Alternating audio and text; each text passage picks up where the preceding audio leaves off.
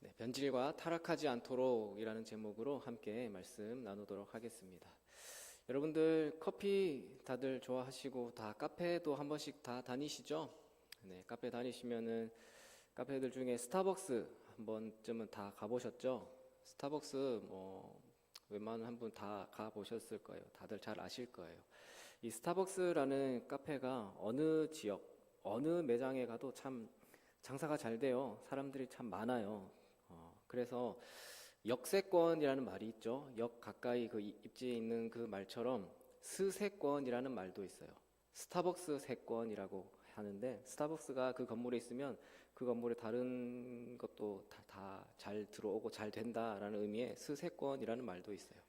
그만큼 이 스타벅스라는 기업이 미국의 커피 기업인데, 생기고 나서부터, 창업하고 나서부터 늘 잘 되어 가지고 이렇게 한국에, 우리나라까지 잘 되는 줄로만 알았습니다. 자, 그런데 2008년에 미국의 경기가 침체되면서 소비자들이 커피에 쓰던 돈을 줄이기 시작했고, 또 동시에 그 시기에 다른 또 저가 매장들이 막 생겨나면서 이때 스타벅스가 참 어려운 위기를 겪게 되었다고 합니다. 그때 하워드 슐츠라는 사람이 있었는데요. 이 사람이 스타벅스 CEO였어요. CEO로 있다가 다시 물러나 있던 상황이었어요. 자, 근데 지금 기업의 상황이 너무 어려우니까 구원투수가 되어가지고 다시 CEO로 경영 일선으로 복귀를 해가지고 혁신 프로젝트를 가동해서 다시 기업을 일으키고자 했습니다. 그래서 그때 했던 일이 뭐냐면 몇 가지 혁신 프로젝트를 진행했는데, 여러 가지 프로젝트 중에 한 가지가 뭐였냐면은 바로 커피의 맛이 가장 중요하다는 기본으로 돌아가자라는 그 프로젝트 중에 한 가지 핵심이 있었어요. 문제 핵심이 커피를 판매하는 우리 카페로서 최고의 커피를 제공해야 한다라는 그 스타벅스의 기본 철학에 충실하지 못했기 때문에 우리가 지금 이런 어려운 상황이 있다라고 진단을 했습니다. 그래서 당시 미국에 있던 한 600개 정도 되는 매장의 문을 일제히 닫도록 지시를 해요. 그러니까 얼마나 그 손해가 크겠습니까? 엄청난 비용을 들여가지고 또 바리스타들도 다 소집을 해가지고 최고의 커피 맛을 위한 기본 교육을, 또 서비스 교육을 실시했다고 해요. 이렇게 스타벅스라는 기업의 회복은 기본으로 돌아가자는 그 강력한 메시지와 함께 그 회복이 시작되었다고 합니다. 그래서 지금도 이 스타벅스라고 하면 모르는 사람 없을 정도로 갈 데 없으면 스타벅스라도 가자라고 얘기가 나오는 그런 기업이 되었죠. 자, 그 혁신의 바탕에는 기본으로 돌아가자라는 게 핵심이었습니다. 자, 그러면 오늘날 우리의 문제, 우리 나라의 문제, 우리 사회의 문제, 우리 가정의 문제, 우리 교회의 문제, 이런 문제들, 이런 혼란스러운 문제들이 참 모두에게 다 있는데, 그 문제들이 어디에서 왔을까요? 여러 가지 또 문제를 지적할 수 있겠지만 마찬가지로 기본이 아닐까요? 어려울 때일수록 다른 말로 본질로 돌아가야 합니다. 그 본질은 우리 기독교 입장에서는 성경이겠죠. 말씀입니다. 하나님의 말씀. 그래서 마틴 루터가 종교개혁을 할 때 그때 성경으로 돌아가자, 아드 폰테스라는 그 구호를 외쳤던 거예요. 우리에게 있어서 기본은 하나님의 말씀을 붙들고 변하지 않는 것이 우리의 신앙의 근본이자 기본이 되는 것입니다. 오늘 말씀에서는 하나님의 말씀을 받았지만 그 기본이 되어야 할 말씀을 떠나서 변질되고 타락하게 된 사람의 이야기가 나오고 있습니다. 솔로몬이죠. 솔로몬은 여호와 하나님을 위한 성전을 지었을 뿐만 아니라 한때는 누구보다도 하나님을 기쁘시게 했던 인물이었습니다. 하나님이 주시는 그 지혜를 받아서 당대에 가장 지혜로운 사람이라는 평가도 받았습니다. 하나님이 직접 솔로몬에게 말씀을 주시기도 했고요. 그랬던 솔로몬이 나이가 들면서 변질하고 타락해버리고 말았습니다. 그 결과로 솔로몬 이후에 나라가 남유다, 북이스라엘로 분열되는 그 비극이 찾아오게 된 것이고요. 오늘 말씀은 솔로몬뿐만 아니라 또 우리가 그런 인물이라고 치면은 솔로몬의 아버지 다윗에게도, 아니 그 성경 인물들뿐만 아니라 어느 누구에게나 마찬가지로 사람은 누구나 변질되고 타락할 수 있다라는 것을 경고해 주는 말씀, 그 말씀으로 우리가 받아들이기에는 부족함이 없는 말씀입니다. 이 시간 그 솔로몬의 변질과 타락에 관한 내용을 살펴보면서 우리도 변질되지 않고 또 타락하지 않기 위해서 한번 우리의 삶을, 신앙을 한번 다시 되새겨보는 시간이 되었으면 좋겠습니다. 자, 솔로몬은요, 아버지 다윗이 하지 못했던 성전과 왕궁 공사를 잘 마쳤습니다. 그리고 누구보다 지혜롭고 하나님의 은혜를 많이 받았습니다.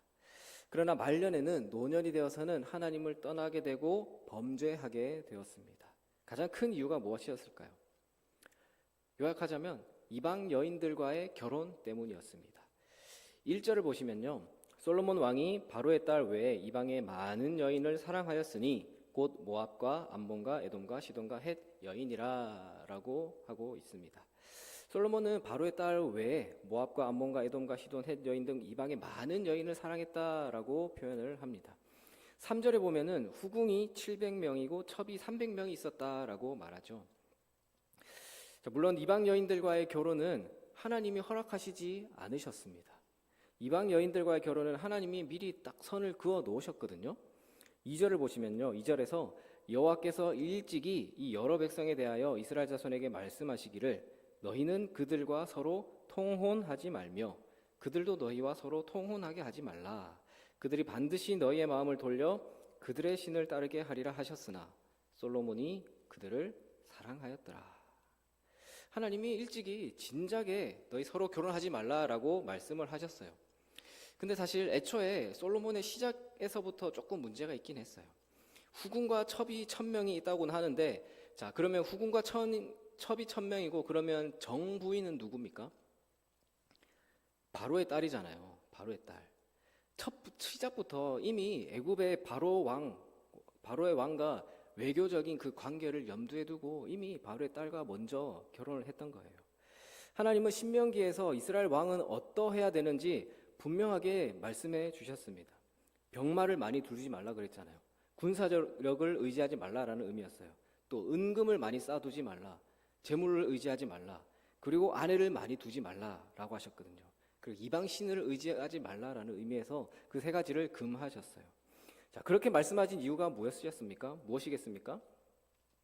하나님만 믿고 하나님만 의지하고 하나님만 따르라라는 거잖아요. 하나님을 의지하지 않고 군사력을 의지하고 재물을 의지하고 이방 여인들 그들의 신을 따르게 될 것을 하나님은 미리 아셨기 때문에 그렇게 하지 말라라고 말씀을 하셨던 겁니다. 자, 근데 이 솔로몬이 2절 끝에서 뭐라고 합니까? 뭐라고 하죠? 그러나 솔로몬이 그들을 사랑하였더라. 사랑했다고 해요. 이 사랑하였다라고 할 때 이 사랑이라는 의미가 뭐 I love you 할 때 그 love, 사랑합니다라는 그런 개념이 아니라요. 어떤 의미에 있어 사용되냐면 가까이 하다, 합하다, 의지하다, 딱 붙어 있다. 이런 뜻으로 사용될 때 쓰는 표현이 원문에 기록되었어요. 그러니까 창세기에서는 그 단어를 어떻게 사용하냐면요. 남자가 부모를 떠나 그의 아내와 합하여 할 때라고 할 때 그 합하여, 하나 된다는 의미에서 사용하는 단어예요. 그렇게 사용하고요. 또 신명기에서는 여호와 하나님을 따르고 그를 의지하고, 하나님을 의지하고 할 때 사용을 하는 말이에요. 그러니까 그 정도로 솔로몬은요, 육체적으로 또 정신적으로 이 이방 여인들, 많은 후궁들을 그 정도로 사랑했던 것 같아요. 자, 그럼 한번 생각해 보십시오. 내가 그 1000명 중에 한 명이에요. 제가 후궁이에요, 여러분들. 우리가 후궁이고 첩 중에 한 명이에요. 내 경쟁자가 1000명이에요, 1000명. 자, 그러면 1년에 한 번, 아니죠. 3년에 한 번 만날까 말까 정도인데, 그러면 그 정도면 나를 기억이나 할까 싶지 않아요? 나를 기억은 하고 있을까 싶죠. 근데 솔로몬은 이렇게 표현할 정도로, 그 정도로 사랑했다라고 해요. 자, 그뿐만 아니라 뭐 자주 못 봐도 돼요. 그래도 우리 집안에 받는 게 있으니까 그냥 한번 보고 말아도 될 정도로 죽을 때까지 못 볼지언정 그냥 그 1000명 중에 한 명이라도 계속 그 자리를 지키고 있었던 거겠죠. 그러다가 이제 솔로몬의 나이가 들면서 이 여인들이 본색을 드러내기 시작하는 거예요. 4절입니다. 4절 보십시오. 4절 우리 함께 읽어볼까요? 4절입니다. 솔로몬의 나이가 많을 때 그의 여인들이 그의 마음을 돌려 다른 신들을 따르게 하였으므로 왕의 마음이 그의 아버지 다윗의 마음과 같지 아니하여 그의 하나님 여호와 앞에 온전하지 못하였으니. 자, 솔로몬이 나이가 드니까 이제 본색을 드러내서 자기 신들을 따르게 하는 거예요. 솔로몬이 자신의 아내로 맞아들였던 그 이방의 여인들로 인해서 정작 제일 중요한 하나님과 멀어졌고 우상을 섬기게 되는 그 악행을 행하게 되었습니다. 애초에 솔로몬이 수많은 이방 여인들을 아내로 맞이하게 된 계기는 정략 결혼 정책 때문이었을 겁니다. 솔로몬은 주위 이방 국가들로부터 아내를 맞아들여서 그 나라들로 인하여 평화를 유지하고 싶어서 또 국가적으로 이득을 얻고자 했던 거예요. 어쨌든 갑의 입장이었을 테니까요. 그 당시에는 지금 이 2025년에 미국과 같은 그런, 지금 미국도 뭐 어떻게 하겠다 하면은 전 세계가 들썩들썩 하잖아요. 그런 갑의 위치였기 때문에 그 정도로 계산이 섰던 것 같아요. 결혼을 통해서 주변 국가들과의 동맹 관계, 협력 관계를 맺는 것은 그 당시에는요, 뭐 지금도 있을 수 있겠지만 고대 근동에서는 흔한 일이었다고 합니다. 근데 하지만 그런 방법은요, 그 나라들이나 하는 거예요. 세상의 관점, 세상의 가치관에 있어서는 흔한 일이에요. 관례입니다. 안 하면 바보예요. 그러나 그 일은 하나님이 기뻐하시는 일이 아닙니다. 그리고 그 결과는 이렇게 비극적인 결과가 오게 되는 겁니다. 솔로몬은 현실적인 유익을 쫓다가 하나님의 은혜에서 멀어졌습니다. 여기서 우리가 분명히 알아야 합니다. 우리 그리스도인들, 하나님의 사람들은요, 세상의 방식과는 다르게 살아야 할 사람들입니다. 그래서 우리는 세속에 있지만 세속적이 되면 안 된다라고 얘기하는 거예요. 우리가 세상에 속해 있지만 세속화가 되면 안 된다라는 그 말입니다. 당연히 우리는 이 세상에 살아가고 있기 때문에 세상의 것들이 우리에게 필요해요. 필요하지만 그 필요 때문에 살아가는 것이 아니라 사람이 떡으로만 살 것이 아니요 하나님의 입으로부터 나오는 모든 말씀으로 살 것이니라. 말씀으로 살 것이라. 말씀의 원리에 따라서 살아야 한다라는 것이죠. 그렇지 않고 세상의 원리에 따라 세상의 이익과 유익을 쫓아 살아가다가는 이렇게 솔로몬과 같은 비극적인 결과를 맞이하게 되는 것입니다. 그래서 그 솔로몬의 변질과 그 타락은 어떤 결과를 가져왔습니까? 그렇게 어떻게 됐습니까? 그렇게 해서 9절을 보십시오. 9절에서 솔로몬이 마음을 돌려 이스라엘 하나님 여호와를 떠남으로 여호와께서 그에게 진노하시니라. 여호와께서 일찍이 2번이나 그에게 나타나시고, 하나님은 변질하고 타락한 이 솔로몬에게 진노하셨어요. 일찍이 기브온 산당에서 1000번제를 드린 후에 하나님께 구했잖아요. 하나님, 듣는 마음과 지혜를 주옵소서. 그렇게 해서 하나님을 기쁘시게 했던 그 솔로몬, 이제는 하나님의 진노의 대상이 되어버렸어요. 솔로몬은 오늘날 우리 수준으로는 상상할 수 없을 만큼 많은 것들을 누렸습니다. 그 시대에 솔로몬보다 큰 자가 없었다고 해요. 그만큼 막강한 부와 권력을 누렸고 지혜도 많았습니다. 그렇게 솔로몬은 자신이 원하는 것을 마음껏 얻고 즐기는 것도 또 마음껏 즐겼지만 정작 모든 은혜와 복의 근원이 되시는 하나님으로부터는 멀어지게 되고 진노의 대상이 되어버렸습니다. 사랑하는 우리 성도 여러분, 우리는 이 세상에서 살고 있습니다. 그렇죠? 그렇기 때문에 이 세상에서 필요한 것, 또 이 세상에 있는 것, 많은 것 갖고 싶어요. 또 누리고 싶습니다. 대신 솔로몬이 누렸던 것 10분의 1, 아니 100분의 1이라도 한번 나도 누려봤으면 좋겠다라고 생각하는 사람들이 때로는 있을지도 모르겠습니다.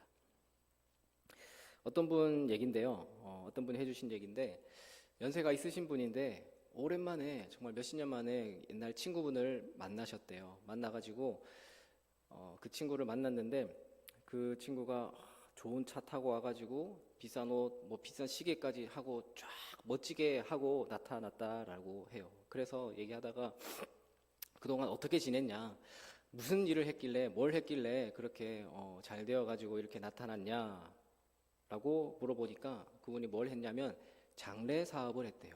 장례식장 뭐 운영하는 그쪽 일을 했다고 해요. 그래서 그렇군 하고 이런저런 얘기하다가, 그래 그럼 마지막에 얘기 마무리되면서 너도 이제 예수 믿어라, 전도를 했다라고 해요. 그러니까 그분이 하는 얘기가, 자기가 그 장례 사업을 해보니까 죽어가는 사람들 계속 보다 보니까 진짜 신이라는 게 하나님이 계시긴 한 것 같더라. 그건 알겠는데 지금 이렇게 좋은데, 지금 이렇게 즐기면서 살다가 나도 그 사람들처럼 그냥 죽기 직전에 그냥 믿고 죽을련다 라고 그런 얘기를 하더래요. 여러분들은 좀 어떠세요? 그런 마음이 있으세요? 솔로몬도 그 좋은 거 다 살아있을 때 다 누리고, 나도 좀 누리고 즐기고 싶은데 그런 마음이 있지는 않습니까? 근데 하나님의 관점에서는요, 이 땅에서, 이 세상에서 모든 것을 갖고 있더라도 결정적으로 하나님의 진노의 대상이 되면요, 아무 소용이 없습니다. 아무 소용이 없어요. 하나님의 진노의 대상이 되면 영원한 멸망에 처하게 되고요, 그것이야말로 비극 중에 비극이 되고 마는 것입니다. 우리는 우리 삶을 하나님의 관점에서 바라보아야 합니다. 하나님이 기뻐하시는 삶인가 그렇지 않는가라는 것이 우리 삶에 있어서 가장 중요한 평가의 기준입니다. 솔로몬처럼 자기 마음대로 살고 하나님을 떠나서 하나님의 진노의 대상이 되지 않기를 바랍니다. 그러기 위해서는요, 끝까지 변질하지 않고 타락하지 않는 게 참 중요하겠죠.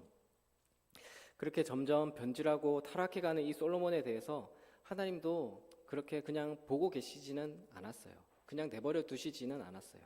9절 10절을 보시면, 솔로몬이 마음을 돌려 이스라엘의 하나님 여호와를 떠남으로 여호와께서 그에게 진노하시니라. 여호와께서 일찍이 2번이나 그에게 나타나시고 이 일에 대하여 명령하사 다른 신을 따르지 말라 하셨으나 그가 여호와의 명령을 지키지 않았으므로. 하나님은 솔로몬에게 나타나셔서 말씀하셨어요. 그것도 친히 2번씩이나 나타나셔서 다른 신을 따르지 말라라고 명령하셨습니다. 하지만 솔로몬은 그 하나님의 명령을 지키지 않았어요. 하나님의 명령을 지키지 않았으니 하나님에게서 계속 멀어지고 타락하게 되는 것은 어쩌면 자연스러운 결과일 뿐입니다. 여러분들, 하나님이 말씀으로 잘못을 지적하시고 또 어떻게 살아야 하는지에 대해서 오늘 우리에게도 계속해서 말씀하십니다. 우리에게도 말씀을 하세요. 물론 이렇게 솔로몬에게 나타나셨던 것처럼 직접 나타나셔서 그러진 않으시겠지만 하나님은 지금도 여전히 말씀 가운데 우리에게 명령하고 계세요. 중요한 것은요, 그 말씀에 우리가 어떻게 반응하냐라는 거겠죠. 만약 솔로몬이 그랬던 것처럼 하나님 말씀을 듣고서도 돌아서서 불순종한 채 계속해서 범죄한다면 하나님의 진노를 받을 수밖에 없습니다. 하나님의 말씀을 떠나서 마음을 돌려서는 하나님과의 관계를 회복할 수 있는 길은 없습니다. 반면에 하나님의 말씀을 듣고 우리 자신의 삶을 돌아보면서 회개하고 그 말씀대로 행하기로 결심을 한다면 우리는 하나님과의 관계를 회복할 수 있을 뿐만 아니라 하나님의 크고 놀라운 은혜에 힘입어서 살아갈 수 있겠죠. 문제는요, 하나님이 그 말씀을 통해서 우리에게 그거 잘못되었다라고 지적하시고 회개하라고 그렇게 지적하실 때 그 말씀을 우리가 받아들인다는 게 참 쉽지가 않습니다. 우리가 순종한다라는 게 참 쉽지가 않다는 데 있어요. 그래서 우리는 끊임없이 우리 스스로를 돌아보면서 교만하지 않도록 해야 하는 겁니다. 교만한 마음에는 하나님의 말씀이 머무를 자리가 없습니다. 교만한 사람에게는 하나님의 말씀이 통하지가 않아요. 오직 겸손한 마음만이 하나님의 그 말씀에 반응하고 순종하게 되는 것이죠. 사랑하는 우리 동인의 성도 여러분들은 이 사실을 우리가 깨닫고 늘 겸손한 마음을 가지셔서 하나님께서 말씀으로 우리에게 잘못을 지적하시고 깨닫게 하실 때 우리가 그것을 깨어서 보고 또 우리가 나아가야 할 길을 알려주실 때 그 나아가야 할 길을 따라 말씀에 순종하는 여러분들이 다 되시기를 바랍니다. 결국 관건은 얼마나 하나님의 말씀을 우리가 붙잡고 있느냐, 얼마나 그 말씀대로 살아가느냐가 문제입니다. 나는 하나님의 말씀대로 살아가기 위해서 그러면 얼마나 노력하고 있나? 하나님이 나의 잘못을 지적하시고 나의 잘못된 길을 가고 있는 것을 꾸짖어서 돌아오게 지적하시는데 나는 얼마나 그 말씀에 민감하게 반응하고 있는지, 얼마나 교만하지 않고 순종된 마음을 가지고 하나님의 말씀을 따라가고 있는지 한번 돌아보셨으면 좋겠습니다. 하나님은 솔로몬에게 심판을 선고하셨지만 근데 또 그 와중에서도 은혜를 베풀어 주셨어요. 어떤 은혜를 베풀어 주셨냐? 12절 13절입니다. 우리 12, 13절 함께 읽겠습니다. 그러나 내 아버지 다윗을 위하여 내 세대는 이 일을 행하지 아니하고 내 아들의 손에서 빼앗으려니와 다 빼앗지 아니하고 내 종 다윗과 내가 택한 예루살렘을 위하여 한 지파를 내 아들에게 주리라 하셨더라. 자, 무슨 말이냐? 이 솔로몬의 죄는요, 그 당장 쳐 죽여도 할 말이 없을 정도로 컸어요. 근데 하나님은 솔로몬에게 진노하셨음에도 불구하고 은혜를 베풀어 주셨습니다. 하나님이 베풀어 주신 은혜 두 가지였죠. 첫 번째는 심판을 유예하셨어요. 즉각 처분하지 않으셨어요. 11절에서 내가 반드시 이 나라를 내게서 빼앗아 내 신하에게 주리라 라고 하셨지만 아버지 다윗을 생각하셔서 다윗의 아들 이 솔로몬 시대에는 그 당장 행하지 않고 유예하셔서 그 아들 때에 행하실 거라고 말씀하셨어요. 심판을 유예하신 것이 은혜이고요. 또 두 번째는 다윗의 가문에서 모든 것을 다 빼앗지는 않으시고 한 지파를 남겨두시겠다라고 하신 겁니다. 그 지파는 다윗 가문에 속한 유다 지파이죠. 하나님은 다윗을 위해서 그리고 예루살렘을 위해서 유다 지파를 남겨두신 것입니다.